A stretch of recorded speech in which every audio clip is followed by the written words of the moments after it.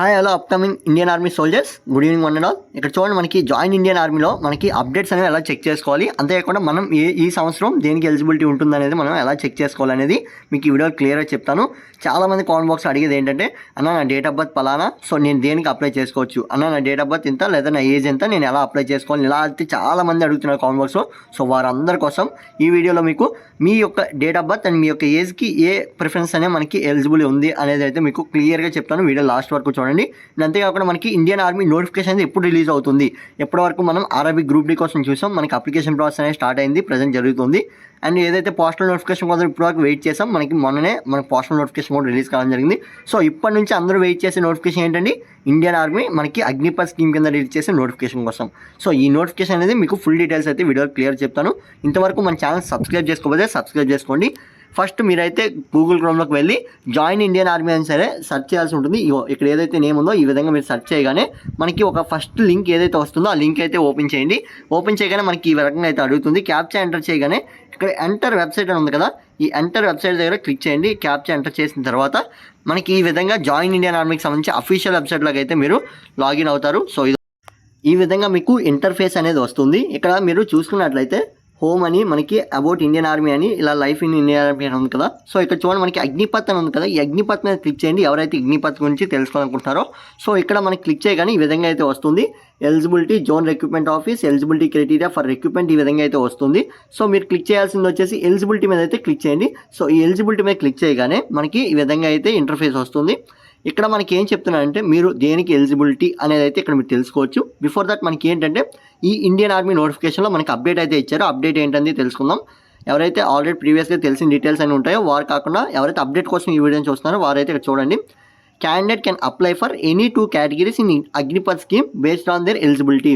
మీకు ఒకవేళ ఎలిజిబిలిటీ ఉన్నట్లయితే మీరు ఏవైనా రెండింటికి అప్లై చేసుకోవచ్చు అండి. క్లర్క్ జీడీ అనేది ఒకసారి అప్లై చేసుకోవచ్చు, లేదా ట్రేడ్స్మెన్ జీడీ అనేది ఒకసారి అప్లై చేసుకోవచ్చు. ఇలా మీరు ఏదైనా 2 కేటగిరీకి అయితే అప్లై చేసుకోవచ్చు. లేదు ఇక్కడ ఇంకోటి అయితే ఇచ్చారు, in addition candidates can also apply for regular categories. ఏవైతే ఇప్పుడు నర్సింగ్ అని ఉంది, ఇలా మీరు అప్లై చేసుకోవచ్చు. ఈ నర్సింగ్ బైపీసీ ఎవరైతే కంప్లీట్ చేస్తారో వారైతే ఈ నర్సింగ్ అప్లై చేసుకోవచ్చు. ఇది మనకి అగ్నిపథ్ స్కీమ్లోకి అయితే రాదు కాబట్టి నర్సింగ్కి అప్లై చేసుకోవచ్చు. లేదంటే మనకి ఏవైనా 2 స్కీములకు మాత్రం, అగ్నిపథ్ స్కీమ్లో ఉన్నవి ఏవైనా రెండింటిలో మాత్రం మీరు అప్లై చేసుకోవడానికి అయితే అవుతుంది. సో ఇదైతే మనకి అప్డేట్ అయితే ఇచ్చారు. ఏజ్ గురించి అంటే మీరు ఇక్కడ చెక్ చేసుకోవచ్చు. ఇక్కడ ఏదైతే మీ యొక్క స్టేట్ ఉందో స్టేట్ నేమ్ అయితే ఇవ్వాల్సి ఉంటుంది. అండ్ నెక్స్ట్ చూసుకున్నట్లయితే డిస్టిక్ అయితే ఇవ్వాల్సి ఉంటుంది. ఇక్కడ మీకు క్లియర్గా వస్తుంది. మీరు స్టేట్ అండ్ డిస్టిక్ మెన్షన్ చేయగానే స్టేట్ అయితే ఇక్కడ మనకి ఏ యొక్క రీజియన్ కింద ఉంటుందో అనేది వస్తుంది. తర్వాత మనకి అంటే జెడ్ఆర్ఓస్ ఉంటాయి. ఎప్పుడైనా సరే మనకి ఇండియన్ ఆర్మీ ఏఆర్ఓస్ ఉంటాయి మన పైన, అండ్ అక్కడ నుంచి దానిపైన వచ్చేసి మనకి జెడ్ఆర్ఓస్ ఉంటాయి. ఈ జెడ్ఆర్ఓ ఏ జెడ్ఆర్ఓకి చెందుతుంది మీ స్టేట్ అనేది అయితే వస్తుంది. ఎవరైతే ఆంధ్రప్రదేశ్ నియర్లీ ఆంధ్రప్రదేశ్ పెట్టుకుంటారో వారందరికీ చెన్నై అయితే వస్తుందండి. మీరు ఫిల్ చేస్తే మీకు అయితే వస్తుంది. అండ్ ఇక్కడ చూడండి, మనకి డిస్టిక్ వచ్చేసి మీరు పెట్టినట్లయితే మీరు ఏఆర్ఓ వైజాగ్, గుంటూరు, సికింద్రాబాద్ ఇలా మీకు అయితే వస్తుంది. అండ్ ఇక్కడ చూడండి, మనకి తహసీల్దార్ మీ యొక్క తహసీల్ అయితే ఆఫీస్ పెట్టాల్సి ఉంటుంది, ఏ ఊళ్ళో ఉందనేది పెట్టాల్సి ఉంటుంది. అండ్ అంతేకాకుండా మీ యొక్క హైట్ అనేది ఇక్కడ ఇవ్వాల్సి ఉంటుంది. డేట్ ఆఫ్ బర్త్ అనేది ఇక్కడ మెన్షన్ చేయండి. అండ్ నెక్స్ట్ ఇక్కడ చూసుకున్నట్లయితే జెండర్ క్వాలిఫైయింగ్, మీరు ఏదైతే క్వాలిఫికేషన్ ఉందో 10th అయితే 10th, ఇంటర్ గ్రాడ్యుయేషన్ అయితే గ్రాడ్యుయేషన్ అయితే మీరు ఇవ్వాల్సి ఉంటుంది. అపియరింగ్ పాస్ అని అడుగుతున్నారు, పాస్ అయితే ఇవ్వండి. అంతేకాకుండా ఇక్కడ జెండర్ అనేది మేల్ ఆర్ ఫీమేల్ అయితే ఇవ్వండి. ఇచ్చిన తర్వాత ఇక్కడ మెటీరియల్ స్టాటస్ అడుగుతుంది, మ్యారీడా అన్మ్యారీడా లేకపోతే విడో అని ఇలా అడుగుతుంది. సో ఇక్కడ మీరైతే అన్మ్యారీడ్ అయితే అన్మ్యారీడ్, మ్యారీడ్ అయితే మ్యారీడ్ అని ఇవ్వండి.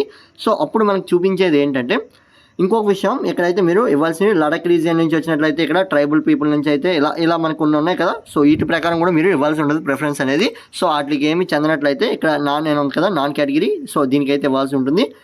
ఇక్కడ ఇచ్చిన తర్వాత మనకి ఏ విధంగా వస్తుందంటే మీకు ఒకసారి చూపిస్తాను, వీడియోలో క్లియర్గా చూడండి. మీకు ఆల్రెడీ నేను చెప్పాను, ఒకవేళ మనం స్టేట్ ఇచ్చినట్లయితే ఏమైనా వస్తుందండి. ఆంధ్రప్రదేశ్ ఇచ్చాను, నేను చెన్నై అయితే వచ్చింది. అంతేకాకుండా ఇక్కడ అనకాపల్లి ఇచ్చాను, విశాఖపట్నం అండర్లో మనకి ఏఆర్ఓలో అయితే ఉంటుందని అయితే చెప్తున్నాడు. అంతేకాకుండా ఇక్కడ తహసీల్ ఆఫీస్ అయితే ఇచ్చాను, తహసీల్ ఆఫీస్ ఎక్కడైతే మనకి చూపిస్తుంది. సో ఈ రకంగా అయితే మీకు చూపిస్తుంది. మీకు చూపించిందా లేదని కామెంట్ బాక్స్లో కామెంట్ చేయండి. సో ఈ రకంగా అయితే నేను డీటెయిల్స్ అయితే ఇవ్వడం జరిగింది. ఇచ్చిన తర్వాత మనకి ఏం చేయాలంటే, డీటెయిల్స్ అన్నీ ఇచ్చేసాను అనుకున్నవారు ఇక్కడ చూడండి, మనకి చెక్ ఎలిజిబిలిటీ అని ఉంది కదా, ఈ చెక్ ఎలిజిబిలిటీ మీద క్లిక్ చేయండి. ఎలిజిబిలిటీ మీద క్లిక్ చేయగానే మీరు దేనికి ఎలిజిబిలిటీ ఉంటుంది అని అయితే మనకి ఇక్కడ క్లియర్గా ఇస్తారు. సో మీరైతే ఇక్కడ ఒకసారి చెక్ చేసుకోవచ్చు. మీరు దేనికి ఎలిజిబిలిటీ ఉంటుంది, మీరు దేనికి అప్లై చేసుకోవచ్చు అనేది అయితే ఇక్కడ మీకు క్లియర్గా చూపిస్తున్నారు. అగ్నివీర్ జనరల్ డ్యూటీకి వచ్చేసి మాకు ఎలిజిబిలిటీ అయితే ఉంది. అంతేకాకుండా ఇక్కడ అగ్నివీర్ టెక్నికల్గా అయితే ఉంది. అంతేకాకుండా అగ్నివీర్ ట్రేడ్స్మెన్కి అయితే ఇక్కడ ఎలిజిబిలిటీ అయితే ఉంది.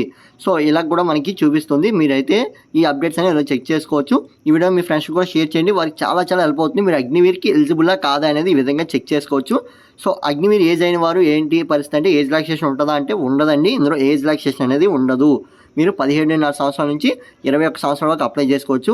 21 నుంచి 23 పెంచారా అంటే మనకి ఇంకా నోటిఫికేషన్ రాలేదు కాబట్టి సరిగ్గా తెలియదు.